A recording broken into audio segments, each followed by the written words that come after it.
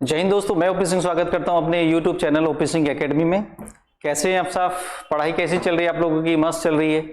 पढ़ाई करते रहिए भाई, क्योंकि बिना पढ़ाई के कुछ भी नहीं है। क्योंकि कहा गया है कि do not study eight expense of your health. और जब भी कभी पढ़ाई करिए, इंग्लिश में कहावत है कि do not study eight expense of your health, कि स्वास्थ्य को बिगाड़ कर मत पढ़िए। क्योंकि पढ़ाई के लिए हमें एक्टिविटी की जरूरत है, पढ़ाई के लिए हमें डिसिप्लिन की जरूरत है, पढ़ाई के लिए हमें ऊर्जा की जरूरत है, एनर्जी की जरूरत है, तभी हम पढ़ाई को कर पाते हैं। तो अपने स्वास्थ्य को अच्छा करके, अपनी बॉडी को एक्टिव करके पढ़ाई करिए। और एक और कहावत इंग्लिश में कहा गया है कि hard work is great treasure, मेहनत सबसे बड़ा धन है, या परिश्रम सबसे बड़ा धन है। बिना मेहनत के हम कुछ भी नहीं कर सकते। हमें कुछ काम करना है तो स्मार्ट तरीके से करना है, प्लानिंग से करना है, टारगेट बना के करना है। बिना प्लानिंग के कुछ भी नहीं है।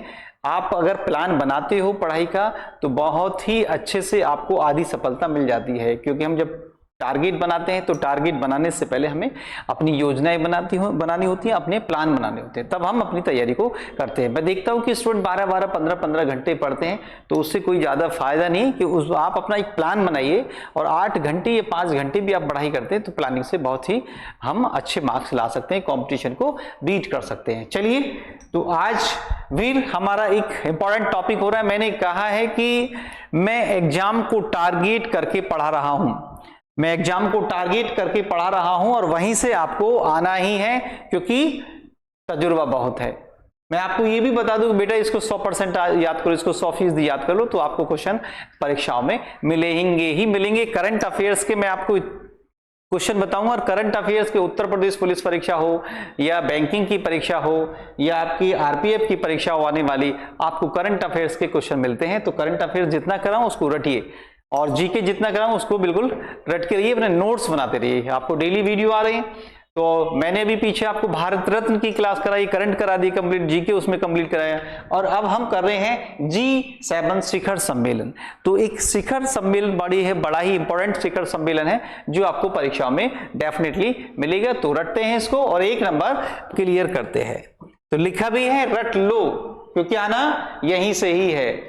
मैं जितना पढ़ाऊं बस उतना पढ़ते रहिए आप, बाकी एक्स्ट्रा टाइम मिलता है तो उसको पढ़िए। चलिए, तो देखेंगे हम, अभी हाल ही में चर्चा में रहा है G शिखर सम्मेलन, G7 शिखर सम्मेलन बड़ा चर्चा में रहा है, और इससे क्वेश्चन आपको डेफिनेटली आना ही आना है। 100% लिख लेना कि सर ने जो बोला था कि भैया उसको बिल्कुल क्लियर करिए, इसको बिल्कुल पढ़िए, यहीं से क्वेश्चन आपको आना है। मैं आपको ये प्रॉमिस दिलाता हूं, मैं प्रॉमिस दिलाता हूं, क्योंकि मुझे ये पता है कि कौन से क्वेश्चन आपको परीक्षाओं में पूछता है।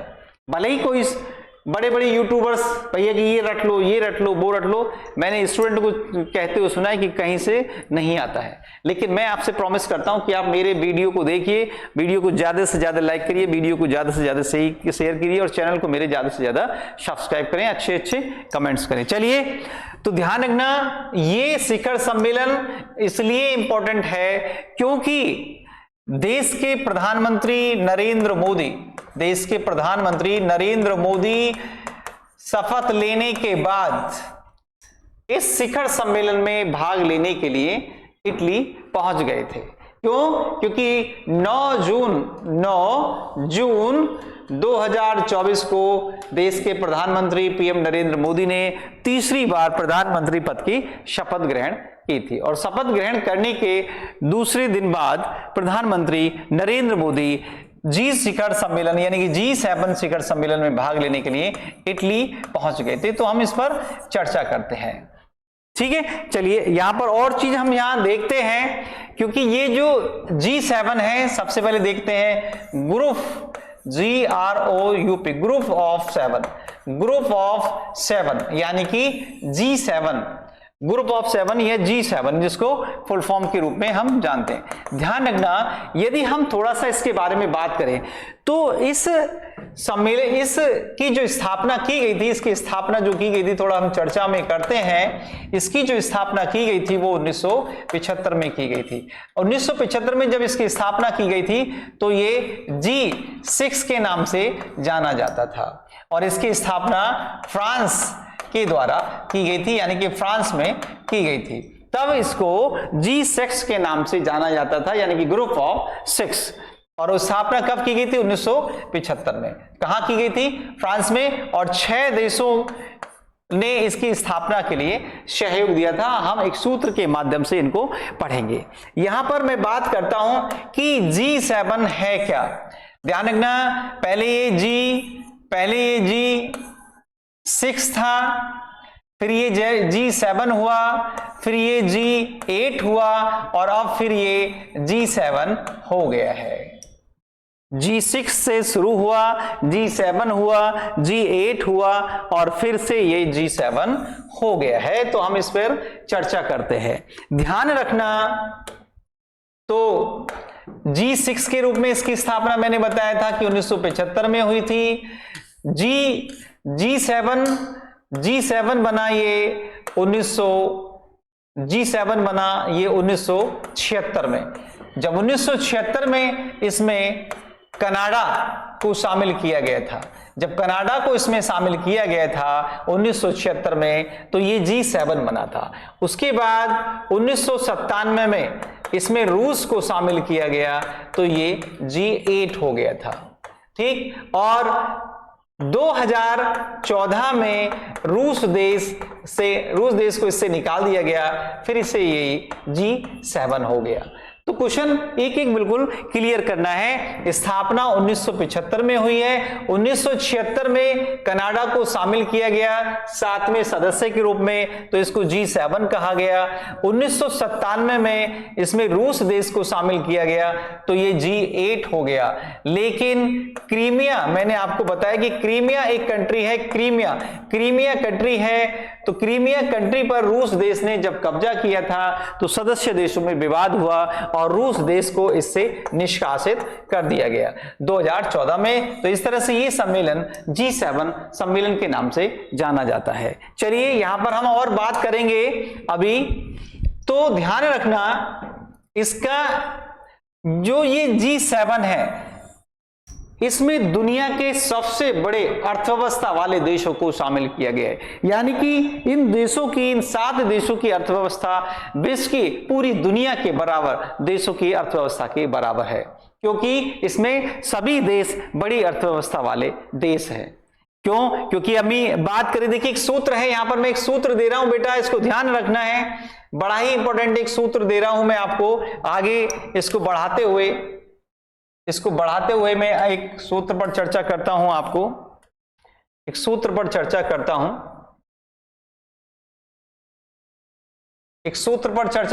इसको बढ़ाते हुए मैं आगे।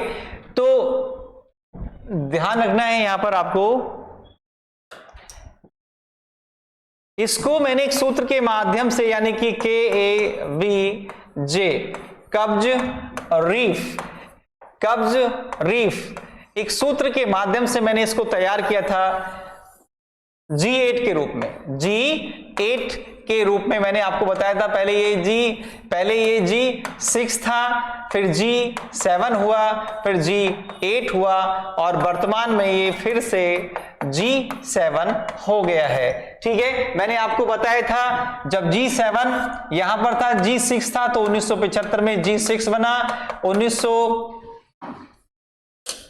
1975 में G6 बना, 1976 में G7 बना, और 1997 में ये G8 हुआ, और 2014 में फिर ये G7 हो गया। तो यहां पर हम चर्चा करते हैं, कब्ज रीफ एक सूत्र है बेटा, यहां ध्यान रखना, कब्ज रीफ एक सूत्र है। यहां पर K की बात करूं मैं, K से, तो K का मतलब यहां पर कनाडा होता है। K का मतलब क्या होता है? कनाडा। और कनाडा जो शामिल हुआ था इसमें 1976 में शामिल हुआ था। ठीक है, इसमें बात करें A से, तो A का मतलब यहां पर अमेरिका से है, A का मतलब अमेरिका से है, जो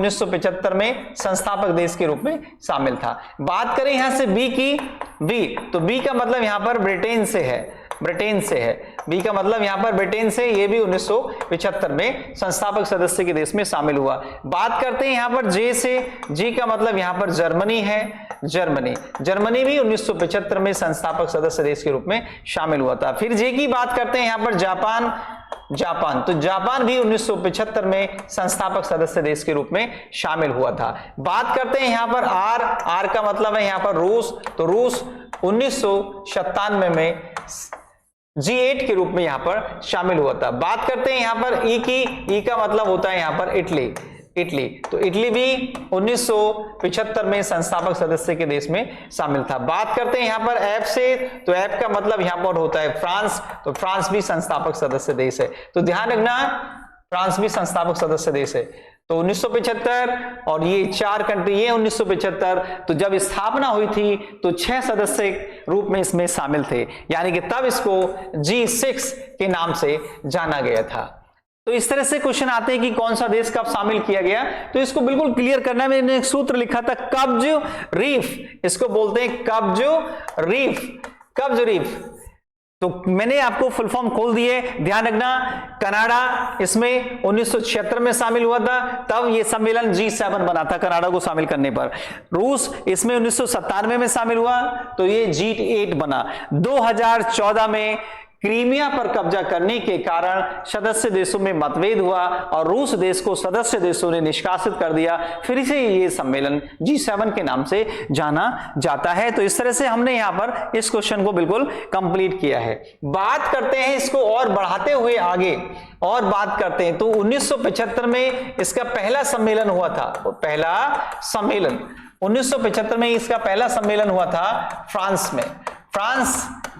में इसका पहला सम्मेलन हुआ था और फ्रांस को ही मेन रूप से इसकी स्थापना का श्रेय दिया जाता है। अब बात करते हैं हम 2024, बात करते हैं इसको 2023 की, तो 2023 में भी इसका G7 के रूप में सम्मेलन हुआ था, G7 के रूप में सम्मेलन हुआ था और यह सम्मेलन हुआ था टोक्यो में, टोक्यो मतलब जापान देश में।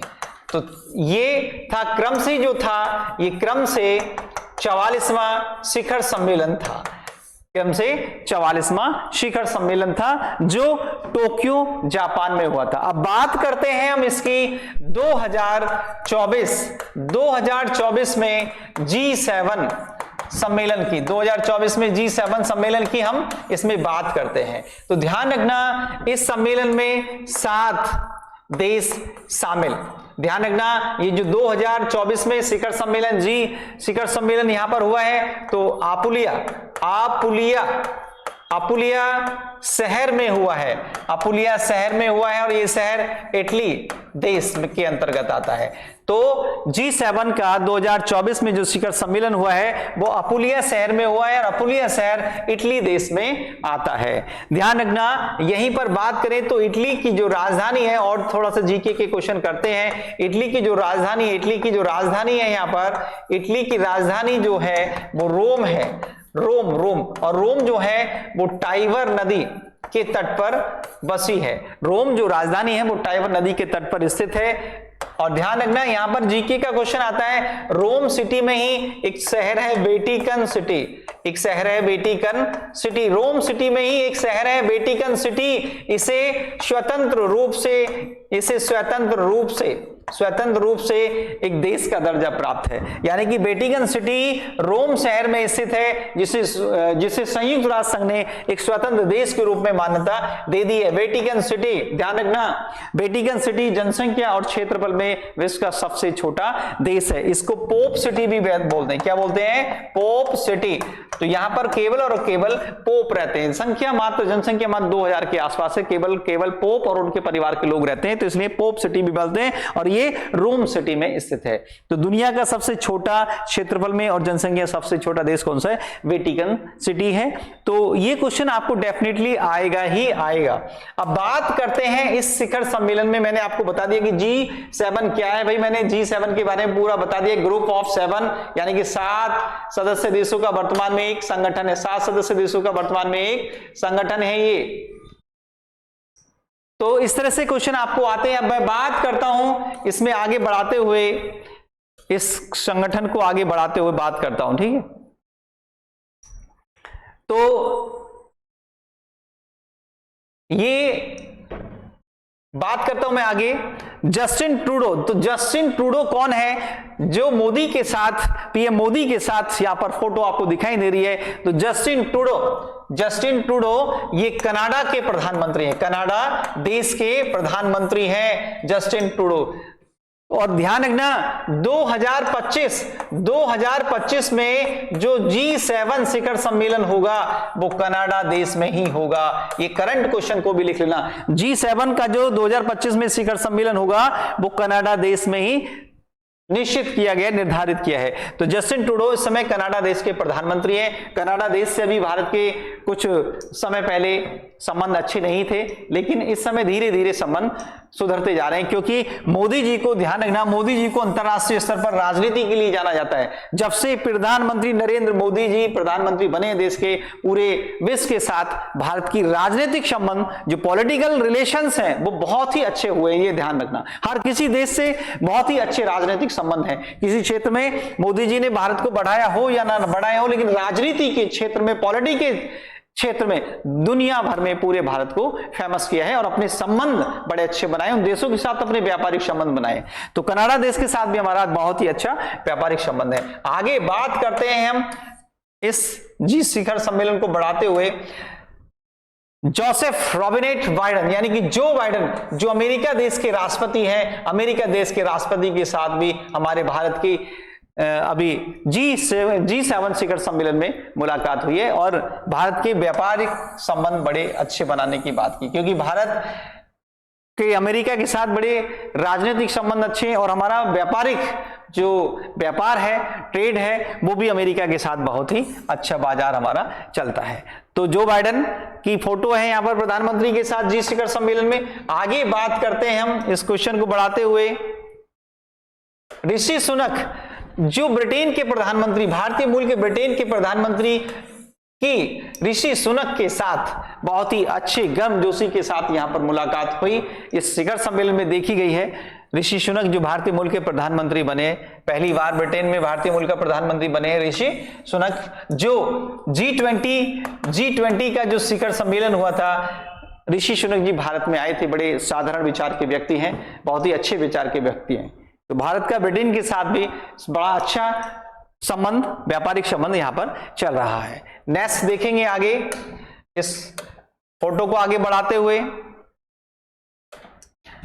जर्मनी। तो जर्मनी के chancellor Shri Olaf Scholz, Germany के चांसलर हैं वर्तमान में श्री ओलाफ सोल्ज, जर्मनी के चांसलर हैं। इंपॉर्टेंट करना,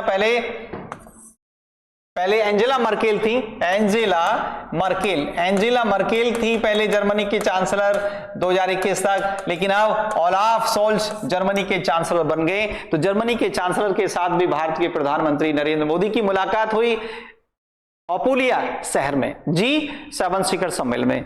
तो ये भारत के जर्मनी के साथ भी बड़े व्यापारिक संबंध यहां पर मजबूत हैं। आगे दिखाता हूं मैं आपको। आगे बात करें तो फुमियो किशिदा, जापान के प्रधानमंत्री। तो जापान के प्रधानमंत्री से भी भारत के प्रधानमंत्री माननीय श्री नरेंद्र मोदी जी की मुलाकात हुई इटली के अपुलिया शहर में। तो जापान यानी कि जापान कंट्री एशिया महाद्वीप में दूसरे नंबर की अर्थव्यवस्था वाला देश है। तो जापान के साथ भी भारत के बड़े अच्छे संबंध हैं यहां पर। आगे मैं बात करता हूं इस वीडियो को बढ़ाते हुए जॉर्जिया मेलोनी जो इटली की प्रधानमंत्री हैं, अभी G20 का जब सम्मेलन हुआ था तब भी भारत में आई थी, और अभी इटली में जब G7 शिखर सम्मेलन हुआ है, प्रधानमंत्री को जॉर्जिया मेलोनी ने स्पेशल रूप से निमंत्रण भेजा था। प्रधानमंत्री नरेंद्र मोदी का गर्मजोशी के साथ अपुलिया शहर में बड़ा अच्छा स्वागत किया गया यहां पर, और इटली के साथ हमारे बड़े अच्छे राजनीतिक संबंध और व्यापारिक संबंध भी बढ़ चुके हैं। तो ये क्वेश्चन भी आपको डेफिनेटली रूप से पूछा जा सकता है। आगे मैं बात करता हूं वीडियो को बढ़ाते हुए गैब्रियल अटाल, यानी कि फ्रांस के प्रधानमंत्री के साथ, यानी कि गैब्रियल अटाल के साथ यहां पर अपुलिया शहर में, इटली के अपुलिया शहर में भारत के प्रधानमंत्री की मुलाकात हुई। तो इस तरह से यहाँ पर 7 देशों के प्रधानमंत्रियों के साथ, राष्ट्रीय अध्यक्षों के साथ पीएम नरेंद्र मोदी की मुलाकात हुई। यहाँ पर इन चीजों पर ध्यान रखना, इन सम्मेलन में पर्यावरण पर चर्चा की गई, पर्यावरण जो इंपॉर्टेंट रहा, जलवायु परिवर्तन पर चर्चा की गई, जलवायु परिवर्तन पर चर्चा की गई, और मुख्य रूप से व्यापारिक संबंधों पर चर्चा की गई, व्यापारिक संबंधों पर चर्चा की गई, और आतंकवाद यहां पर प्रमुख रूप से मुद्दा रहा था। तो ध्यान रखना, इस तरह से G7 शिखर सम्मेलन बड़ा ही इंपॉर्टेंट रहा, और प्रधानमंत्री नरेंद्र मोदी तीसरी बार शपथ ग्रहण करने के बाद अपनी पहली विदेश यात्रा पर इटली देश में गए थे। तो ये शहर, अपुलिया शहर, बड़ा चर्चा में रहा। आगामी शिखर सम्मेलन के बारे में मैंने आपको विस्तृत रूप से चर्चा की। तो इस तरह से एक क्वेश्चन ये ध्यान रखना, मैंने सारे पॉइंटों पर चर्चा की है, कब से G6 था, कब G7 था, कब G8 हुआ, और G8 से फिर G7 हुआ। तो इस तरह से इस टॉपिक को बिल्कुल रट लेना।